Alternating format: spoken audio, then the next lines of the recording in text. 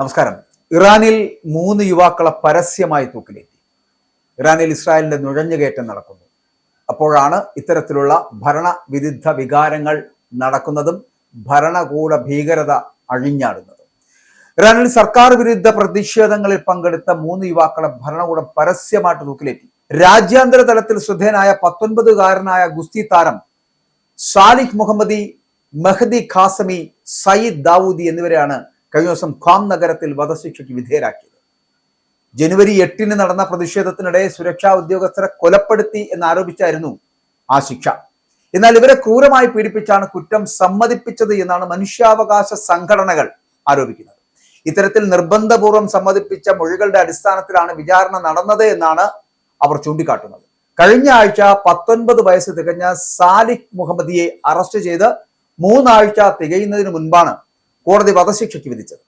താൻ നിരപരാധിയാണ് എന്നും ക്രൂരമായ മർദ്ദനത്തിന് ഇരയാക്കിയാണ് കുറ്റസമ്മതം നടത്തിയത് എന്നും സാലിഹ് കോടതിയിൽ പറഞ്ഞിരുന്നു. എന്നാൽ ഈ വാദങ്ങൾ അന്വേഷിക്കാൻ പോലും തയ്യാറാകാതെയാണ് വിചാരണ പൂർത്തിയാക്കിയത്.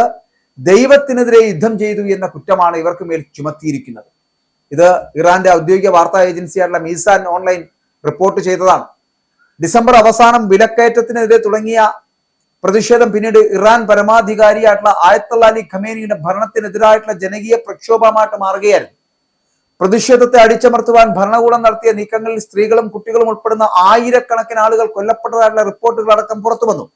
ഔദ്യോഗിക കണക്കുകൾ പ്രകാരം 3000 പേരാണ് മരിച്ചു എന്ന് ഇറാൻ സമ്മതിക്കുന്നുണ്ട് എങ്കിലും ഏകദേശം 8000-ത്തിലധികം പേർ കൊല്ലപ്പെട്ടിട്ടുണ്ട് എന്ന് മനുഷ്യാവകാശ സംഘടനയായിട്ടുള്ള ഹരാന വ്യക്തമാക്കുന്നുണ്ട്. കൊല്ലപ്പെട്ടവരിൽ 220 കുട്ടികളും അതിനകത്ത് ഉൾപ്പെടുന്നു എന്നുള്ളതാണ് ഏറ്റവും ദയനീയമായ ഒരു അവസ്ഥ. പ്രതിഷേധത്തിനിടെ അറസ്റ്റിലാകുന്നവർ തടവറയിൽ നേരിടുന്നത് ഭീകരമായിട്ടുള്ള പീഡനങ്ങളാണ് എന്നും അജ്ഞാത മരുന്നുകൾ കുത്തിവെക്കുക, തണുപ്പത്ത് വിവസ്ത്രരാക്കി നിർത്തുക തുടങ്ങിയ ക്രൂരതകൾ നടക്കുന്നതല്ല റിപ്പോർട്ടുകൾ അടക്കം പുറത്തു വന്നു. ജനുവരി 9-ന് അറസ്റ്റിലായിട്ടുള്ള സമീറ പർവാർഹഷ്ക എന്ന് പറയപ്പെടുന്ന യുവതി ജയിലിൽ മോചിതയായ മണിക്കൂറുകൾക്കകം മരിച്ചത് ഇത്തരത്തിലുള്ള പീഡനങ്ങൾ മൂലമാണ് എന്ന് സംശയിക്കുന്നു. എന്നാൽ മുൻകാലങ്ങളിൽ എന്ന പോലെ ഇത്തരം മരണങ്ങൾ ആത്മഹത്യയോ മയക്കുമരുന്ന് ഉപയോഗമോ ആണ് എന്ന് വരുത്തി തീർക്കുവാനാണ് ഇറാൻ അധികൃതർ ശ്രമിക്കുന്നത് എന്നുള്ളത്. രാഷ്ട്രീയ എതിരാളികളെ ഭയപ്പെടുത്തുവാനാണ് ഇത്തരം പരസ്യ വധശിക്ഷകൾ നടപ്പിലാക്കുന്നത് എന്ന് നോർവേ ആസ്ഥാനമായിട്ടുള്ള NGO കുറ്റപ്പെടുത്തുന്നുണ്ട്. കഴിഞ്ഞ ദിവസം ഇസ്രായേൽ ആക്രമണത്തിൽ കൊല്ലപ്പെട്ട ഇറാൻ ദേശീയ സുരക്ഷാ മേധാവിയായിരുന്ന അലി ലാരിജാനിയാണ് ഇത്തരത്തിൽ ആളുകളെ ക്രൂരമായിട്ട് പീഡിപ്പിക്കുന്നതിന് നേതൃത്വം നൽകിയിരുന്നത്. പരമോന്നത നേതാവ് കഴിഞ്ഞാൽ രാജ്യത്തെ 2ാമത്തെ ഏറ്റവും ശക്തനായിട്ടുള്ള ഭരണാധികാരി എന്നുള്ളത് അലി ലാരിജാനി ആയിരുന്നു. വീണ്ടും ഇത്തരത്തിലുള്ള ഭരണകൂട ഭീകരത ഇറാനിൽ നടമാടുമ്പോൾ, അല്ലെങ്കിൽ പ്രതിഷേധത്തിൽ പങ്കെടുത്ത ഗുസ്തി താരം ഉൾപ്പെടെ 3 യുവാക്കളെ പരസ്യമായിട്ട് തൂക്കിലേറ്റുമ്പോൾ ഇറാൻ നൽകുന്ന സന്ദേശം എന്താണ്? ഇറാനിൽ ഒരു തരത്തിലും അവിടുത്തെ പരമോന്നത നീതിപീഠത്തിനെതിരെയല്ല, പരമോന്നത നേതാവിനെതിരെ പരസ്യമായിട്ടുള്ള പ്രതിഷേധത്തിന് ആരും ഇറങ്ങരുത് എന്നുള്ള സൂചനയാണ്, അല്ലെങ്കിൽ അത്തരത്തിലുള്ള സന്ദേശമാണ്. ഇറാനിൽ 3 യുവാക്കളെ പരസ്യമായി തൂക്കിലേറ്റി ഇറാൻ വീണ്ടും ഭരണകൂട ഭീകരത വ്യക്തമാക്കുമ്പോൾ ഇസ്രായേലിന്റെ നുഴഞ്ഞുകയറ്റം ഇറാനിൽ വളരെ ശക്തമായി നടക്കുന്നുണ്ട് എന്നുള്ളതാണ്.